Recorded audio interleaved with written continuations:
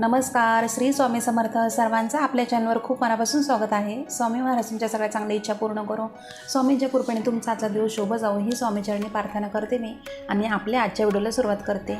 तर यंदा 2026मध्ये श्रावण प्रारंभ कधी होत आहे तर 13 ऑगस्ट 2026 वार आहे गुरुवार.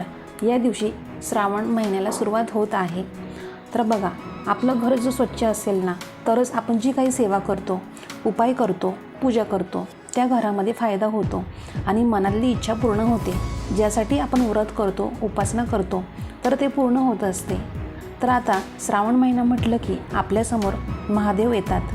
तर त्यामुळे आपण ना या श्रावण महिन्यामध्ये आपण जास्तीत जास्त महादेवाची उपासना करतो, व्रत वैकल्य करत असतो. आणि आता बघा, श्रावण महिना आता हा सुरू होत आहे. तसेच बघा, श्रावण महिन्यामध्ये नागपंचमी आहे, त्यानंतर रक्षाबंधन आहे आणि गणपती बाप्पासुद्धा नंतर बसणार आहेत. त्यानंतर नवरात्र आहे आणि दिवाळीसुद्धा मग येणार आहे. म्हणजे बघा, आत्तापासूनच ते नोव्हेंबरपर्यंत सगळे सण आहे. आणि या सणांच्या आधी मी तुम्हाला एक गोष्ट अशी सांगणार आहे की तुम्हाला ती घराच्या बाहेरही काढायची आहे श्रावण महिना सुरू होण्याच्या आधी. तर असे सण हे लागोपाठ येतच असणार आहे आणि आपल्याला बघा या 4 महिन्यांमध्ये जास्तीत जास्त व्रत वैकल्य, उपासना, सेवा भरपूर असं काही करायचं आहे. त्यासाठी आपलं घरसुद्धा स्वच्छ असणं तितकंच महत्त्वाचं आहे. तर आज मी तुम्हाला एक अशी गोष्ट सांगणार आहे की तुमच्या घरामध्ये जर असेल तर ती नकारात्मकता पसरवण्याच्या आहेत त्या वस्तू. त्यामुळे तुम्हाला त्या वस्तू आधी बाहेर काढायच्या आहेत घराच्या. आणि बघा, काही गोष्टींची आपल्याला काळजीसुद्धा घ्यायची आहे आणि काही गोष्टी आपल्याला आवर्जून या करायच्याच आहेत. तर आज या संदर्भात संपूर्ण माहिती आपण बघणार आहोत. तर व्हिडिओ शेवटपर्यंत नक्की पहा. आणि तुम्ही चॅनलवरती नवीन असाल, पहिल्यांदा आपले व्हिडिओ पाहत असाल तर आपल्या चॅनल नक्की सबस्क्राईब करा.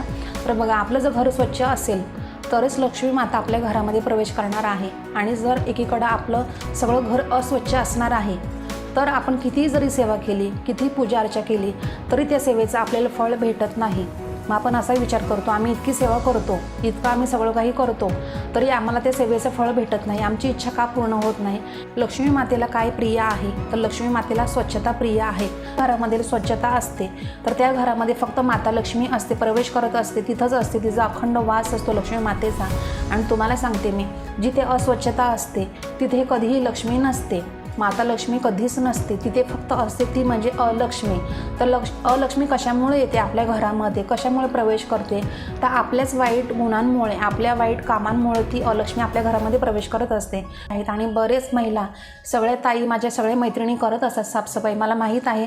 तरी माझं सांगायचं काम आहे तुम्हाला, म्हणून मी सांगत आहे. तुम्हाला ज्या काही वस्तू सांगणार आहे, आपल्या घरामध्ये काय ठेवायचं आहे आणि काय नाही ठेवायचं आहे ते मी तुम्हाला सांगणार आहे. आणि त्या वस्तूंपैकी म्हणजे एक जरी वस्तू तुमच्या घरामध्ये जर असली तर ती वस्तू नकारात्मकता पसरवण्याची वस्तू आहे. त्यामुळे तुम्हाला ती आजच घराच्या बाहेर काढायची आहे. सगळ्यात महत्त्वाचं तुम्हाला मी सांगते, आपल्या घरामध्ये जर बघा सकारात्मकता ऊर्जा जास्तीत जास्त जर राहिली तरच आपण केलेल्या पूजा अर्चेच्या आपल्याला फळ भेटत असतं. आणि काही नकारात्मकता वस्तू असतात त्या आपल्या घरातूनच त्या वस्तूमधनं होत असतात.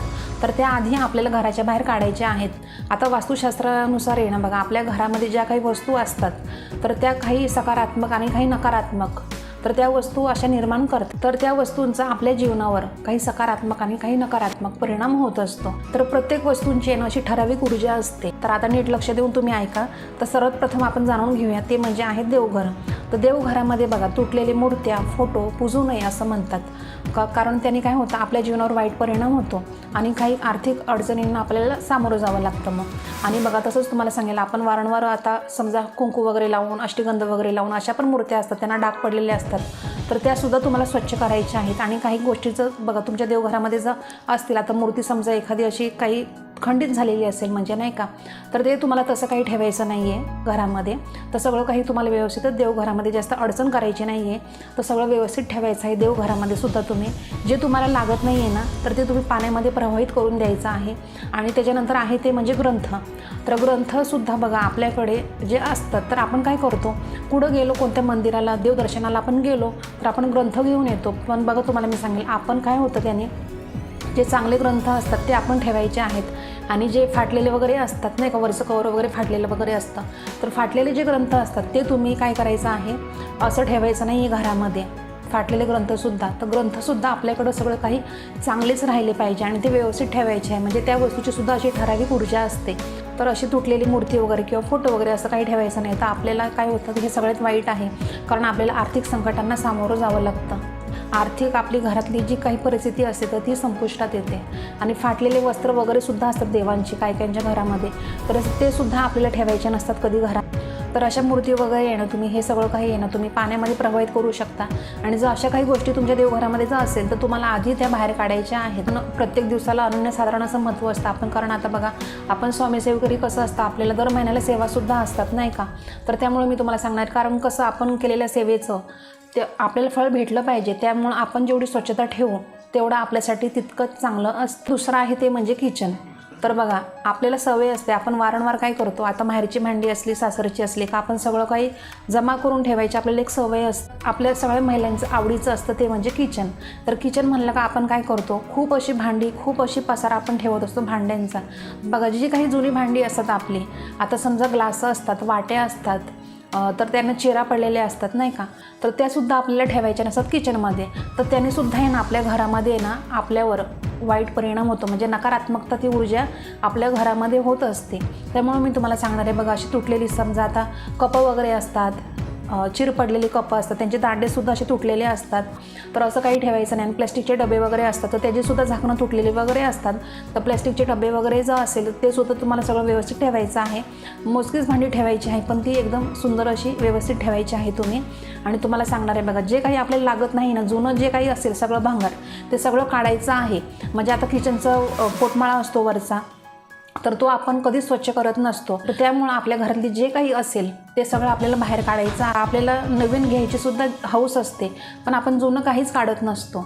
तर आपण काय करतो, कधी कुठं गेलो का, एखादं भांडं आवडलं का घेतलं, एखादं प्लेट आवडली तर घेतली, म्हणजे आपण असं करतो. त्याने काय होतं ना, खूप असा पसारा होतो आपल्या घरामध्ये. भांडी म्हणलं का आपल्याला खूप अशी भांडी आवडतात, पण तो जास्त पसारा होतो. आणि काय होतं, मग ते वर्षानुवर्षे अशीच भांडी अशीच राहतात आणि मग त्याला काय होतं, गंज पकडतो, कुठे काही चिरा पडतात. तर अशा काही गोष्टी असतात त्या तुम्हाला आधी घराच्या बाहेर काढायच्या आहेत. तर या गोष्टी छोट्या आहेत दिसायला, पण त्यातूनच नकारात्मकता सगळी बाहेर पडत असते आणि ती आपल्याला हानी पोचवत असते. त्याच्यामुळं काय होतं बघा, घरामधला जो पैसा आपण कमवून आणतो कष्टांनी, तर तो पाण्यासारखा नुसता खर्च होऊन जातो. पैसा येतो आपल्याकडे, पाहिजे तेवढा पैसा येतो, पण तो टिकत नाही. तर त्याचं कारण हेच असतं. तर त्यामुळे मी तुम्हाला सांगणार आहे की आपल्या घरामध्ये तुटलेली भांडी अजिबात ठेवू नका. तर लिमिटेडच ठेवा, पण व्यवस्थित ठेवा. मोजकीच भांडी ठेवा, पण अगदी चांगले ठेवा. आता तिसरं आहे ते म्हणजे कपडे. तर कपडे बघा, आपल्या महिलांचं कसं असतं, आपण जर बाहेर गेलो, आपल्याला एखादी साडी आवडली तर आपण लगेच साडी घेतो, ड्रेस घेतो, म्हणजे अशा काही गोष्टी असतात. तर आपण काय करतो, वारंवार तशाच ठेवतो, म्हणजे वर्ष 2 वर्ष 3 वर्ष त्या वस्तू म्हणजे ती कपडे आहे ना तशीच पडून असतात. तर आपण काय करतो, आपल्याला वाटतं आपण कधीतरी घालणारच आहोत, आपण घालणार आहे, आपण ठेवून देऊ, पण आपण कधीच ते घालत नसतो आणि आपण नवीनही घेत राहतो. मग त्यामुळे काय होतं बघा, कपड्यांमुळे सुद्धा आहे ना आपल्या घरात नकारात्मकता ऊर्जा निर्माण होते. तर ती कपडे ना तुम्हाला मी सांगणार, एखाद्याला तुम्ही गोरगरिबांना देऊन टाका, पण आपल्या घरामध्ये कधीच ठेवायचे नाही जुने कपडे. पण ड्रेस वगैरे असतात आपल्याला जे येत नाही ते सुद्धा आपण ठेवतो. आणि समजा तुमच्या मिस्टरचे कपडे किंवा मुलांचे कपडे जे त्यांना येत नाही तरी तुम्ही ते वारंवार ठेवता तसेच घरामध्ये, वर्षानुवर्ष तसेच पडलेले असतात. तर ते सुद्धा एक चांगलं नसतं, म्हणजे कपडे असे घरामध्ये ठेवणं चांगलं नसतं. तर असं जर काही असेल तर तुम्हाला ते आधी बाहेर काढायचं आहे. आणि त्याच्यानंतर आहे ते म्हणजे आरसा. तर तुटलेला आरसा कधीही घरामध्ये ठेवू नये, ते सुद्धा चांगलं नसतं. आणि त्याच्यानंतर आहे ते म्हणजे इलेक्ट्रॉनिक वस्तू. तर आता इलेक्ट्रॉनिक वस्तू असतात, आता बघा काही काही खराब असतात तरी आपण त्या तशाच ठेवतो, तर त्याला गंज वगैरे लागतो नाही का, तर आपण ते तशाच ठेवतो, आपलं काही लक्ष नसतं. तर वर्षानुवर्ष तशाच गोष्टी पडलेल्या असतात. आता बघा काही काहींचे फॅन असतात तर फॅनचे कलर गेलेले असतात, काही काहींचं कसं फॅनचा आवाज येत असतो तरी ते तसंच वापरतात, यूज करतात. तर बघा अशा काही गोष्टी असतील तर ते तुम्हाला लगेच आहे ना चेंज करायच्या आहेत. तर फॅन तुमचा जर असा खराब वगैरे असेल, तर असं म्हणजे आवाज येत असेल फॅनचा, तर आधी तो तुम्ही रिपेअर करा. तर असे सुद्धा तुम्हाला काही गोष्टी ठेवायच्या नाही आहेत. तर बंद घड्याळ कधी घरामध्ये ठेवू नये. त्याच्याने काय होतं, बंद घड्याळ जर असेल तुमच्या घरामध्ये तर तुम्ही ठेवू नका. जर तुम्हाला ते वापरायचं असेल तर तुम्ही ते आधी रिपेअर करून घ्या. तर बंद घड्याळ कधीही घरामध्ये ठेवू नये, त्याने काय होतं आपली प्रगती होत नाही. आता सर्वात महत्त्वाचं तुम्हाला सांगते मी, बघा आपल्या घराचा जो मुख्य दरवाजा असतो तो आपल्याला बघा आता रोज तर शक्य होत नाही, कोणालाच शक्य होत नाही रोज, हे मी समजू शकते. पण तुम्हाला मी सांगणार आहे बघा, आठवड्यातून एकदा तरी तुम्ही आहे ना तो क्लीन करा, स्वच्छ पुसायचा आहे तुम्ही तो. कारण काय होतं, कारण लक्ष्मी आपल्या घरामध्ये आपल्या दारावर 7 वेळा दिवसातून येत असते. तुम्हाला क्लीन करायचं आहे आठवड्यातून एकदा. आता गुरुवारी, आता बघा आपण स्वामी भक्त गुरुवारी आपल्याला सेवा करायला लागते, तर गुरुवारी तुम्ही क्लीन करा किंवा तुम्ही एखाद्या शनिवारी करा, प्रत्येक शनिवारी करा, म्हणजे असं वार ठरवा. तर आठवड्यातून एकदा तरी तुम्ही तो क्लीन करावा दरवाजे, तुम्हाला एवढंच सांगेल मी. आणि आता आहे ते म्हणजे कॅलेंडर. तर तर कॅलेंडर आपण काय करतो, वर्षानुवर्ष आपण एक कॅलेंडर ठेवलं ना तर पुढच्या वर्षी लगेच दुसरं त्याच्यावरच आपण लावून देतो, असंच करतो. तर तसं काही करायचं नाही. आपल्या घरामध्ये आपल्याला नवीनच कॅलेंडर ठेवायचं आहे. तर जुनं कॅलेंडर कधी घरामध्ये ठेवू नये, त्याने सुद्धा नकारात्मकता ऊर्जा निर्माण होते आणि त्याचासुद्धा आपल्या शरीरावर परिणाम होतो. आता सगळ्यात शेवटचं की सगळ्यात जास्त निर्माण करणारी दरिंद्री जी असते ती म्हणजे चप्पल. तर चप्पल ही एक खूप अशी वाईट म्हणजे दरिंद्री असते. तर तुम्हाला बघा, आपल्याला काय असते, सवय असते की आता आपल्याला येत नाही चप्पल तर आपण एखाद्याला देतो.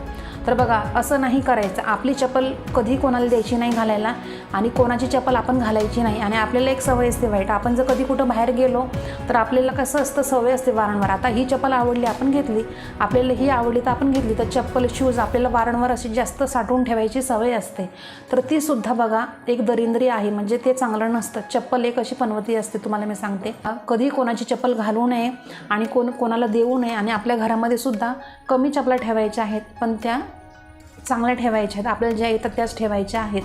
तर हे खूप महत्त्वाचं आहे, कारण चप्पल ही एक अशी गोष्ट आहे ना, तर त्याने काय होतं, आपल्या मागे येणं साडेसाती चालू होते चपलीने सुद्धा. मध्ये तुमच्याकडनं जेवढी साफसफाई होईल ना तेवढी तुम्ही करा, तरच बघा तुम्हाला सांगते, तुम्हाला सुद्धा काय होईल, असं एक घरामध्ये पॉझिटिव्ह वाटेल. आणि बघा, जिथे घर स्वच्छ असतं तिथेच लक्ष्मी माता येत असते, प्रवेश करत असते. आणि जिथे अस्वच्छता असते तिथे कधी प्रवेश करू शकत नाही लक्ष्मी. तिथं फक्त अलक्ष्मी असते. अलक्ष्मी त्या घरामध्ये लगेच प्रवेश करते जिथे स्वच्छता नसते त्या घरामध्ये. त्यामुळं आपलं घर आपल्याला स्वच्छ ठेवायचं आहे, जेवढं आपल्याला होईल शक्य तेवढं. कधीही कंटाळा करायचा नाही, आळस करायचा नाही. आपलं जर घर स्वच्छ असेल तरच आपल्याला उत्साह येतो काम करण्यासाठी, परत सेवा करण्यासाठी, पूजा करण्यासाठी. कोणती गोष्टी आपल्याला एकदम अशी चांगली वाटते, म्हणजे नाही का, करायला सुद्धा. जर आपलं घर स्वच्छच नसेल, अस्वच्छ असेल तर आपल्याला सुद्धा कंटाळा येतो, मग आपल्याला काहीच करू वाटत नाही, आपल्यामध्ये आळस येतो, आपलं अंग दुखतं. मग तर त्याचंच कारण असतं. तर आपल्या घरामध्ये जर स्वच्छता असेल तरच आपल्याला सुद्धा एक पॉझिटिव्ह वाटतं. आणि आपल्या घरामध्ये जर अस्वच्छता असेल तर त्या घरामध्ये फक्त एक निगेटिव्हिटी असते, तुम्हाला सांगते.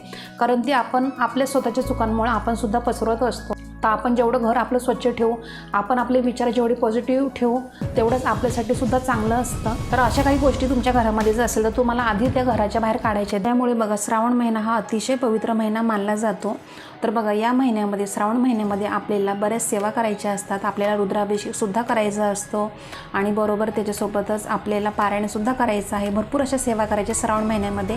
तर या संदर्भात संपूर्ण माहिती व्हिडिओ येतीलच लवकरच आपल्या चॅनलवरती. त्यामुळे तुम्ही बघा, अजून सबस्क्राईब केलं नसेल आपल्या या यूट्यूब चॅनलला तर नक्की सबस्क्राईब करून ठेवा. तर आता तुम्हाला समजलं असेल. तर आणि जरी तुमचे काही प्रश्न असेल, काही समस्या असेल तर आपल्या व्हिडिओच्या कमेंट बॉक्समध्ये कमेंट नक्की करा, मी रिप्लाय देईल. आणि आजचा व्हिडिओ तुम्हाला थोडा तरी आवडला असेल तर आपल्या व्हिडिओला लाईक करा, शेअर करा, जास्तीत जास्त सबस्क्राईब करा अजून केलं नसेल तर. आणि कमेंट करायला मात्र विसरू नका, एक कमेंट नक्की करा. तर आपण दररोज अशाच नवीन व्हिडिओमध्ये भेटत जाऊ. तर आजचा व्हिडिओ मी आपल्या स्वामी समर्थ महाराजांनी रुजू करते आणि इथं सांगते धन्यवाद. श्री स्वामी समर्थ.